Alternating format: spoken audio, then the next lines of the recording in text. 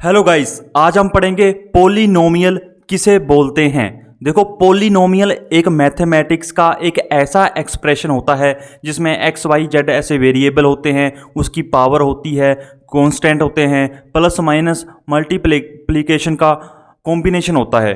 वो एक्सप्रेशन कैसा दिखता है मैं आपको बताता हूँ।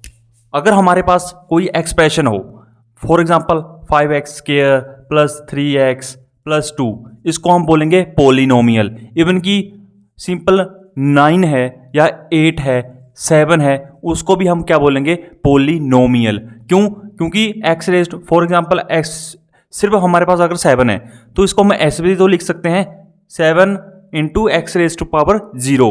एक्स रेस टू पावर 0 का मतलब क्या होता है? 1 होता है, तो हम उसको सिंपल 7 भी लिख सकते हैं, इसलिए इसको हम पोलिनोमियल बोलेंगे। तो पोलिनोमियल के बहुत सारे एग्जांपल होते हैं। 5x race to power 3 plus 2 भी हो सकता है, इसको भी हम पोलिनोमियल बोलेंगे। क्यों? क्योंकि इसमें कांस्टेंट है, इसमें ये कोफिशिएंट है, इसमें x वेरिएबल है, x की क्या है? पावर 3 है। लेकिन ऐसा एक्सप्रेशन जिसे हम पोलिनोमियल नहीं बोलेंगे, वो कैसा एक्सप्रेशन होता है? मान लो अगर x रेज टू पावर -2 है और उसमें और भी कुछ दिया है, तो हम इसको पोलिनोमियल नहीं बोलेंगे। क्यों? क्योंकि इसमें x की पावर क्या है? माइनस में है, तो हम उसको पोलिनोमियल नहीं बोलेंगे। अगर x इस तरह से दिया गया हो +2, यहाँ पर x डिवीजन में है, डिनोमिनेटर में है, तो हम उसको भी पोलिनोमियल नहीं बोलेंगे। ठीक है। तीसरा फैक्टर क्या आता है? अगर x रेज टू पावर 1/2 है, ठीक है, अगर इस तरह से दिया हो तब भी हम इस एक्सप्रेशन को पोलिनोमियल नहीं बोलेंगे, क्योंकि x की पावर क्या है?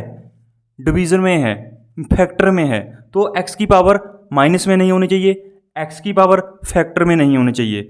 अगर x की पावर सिंपल होल नंबर में है तो वो पोलिनोमियल होगा, चाहे वो सिर्फ simple x raise to power 3 हो, सिंपल इतना ही हो हमारे पास दिया हो, तब भी हम उसको पोलिनोमियल बोलेंगे। ठीक है। अब कई बार इक्वेशन में 3 टर्म्स होती है, कईयों में सिर्फ इतना ही दिया होता है, तो ये पोलिनोमियल के अलग अलग टाइप्स होती है, वो हम पढ़ेंगे अगली वीडियो में। लेकिन मैंने आपको बता दिया कि पोलिनोमियल किसे बोलते हैं, जिसमें एक्स वेरिएबल हो, या एक्स की जगह वाई भी हो सकता है, जेड भी हो सकता है, यानी कि इसको हम वेरिएबल्स बोलेंगे। जो इसके साथ दिया हो उसको हम कोफिशिएंट बोलेंगे, और जो सिर्फ अकेला दिया हो कांस्टेंट नंबर, उसको हम कांस्टेंट बोलेंगे। ठीक है।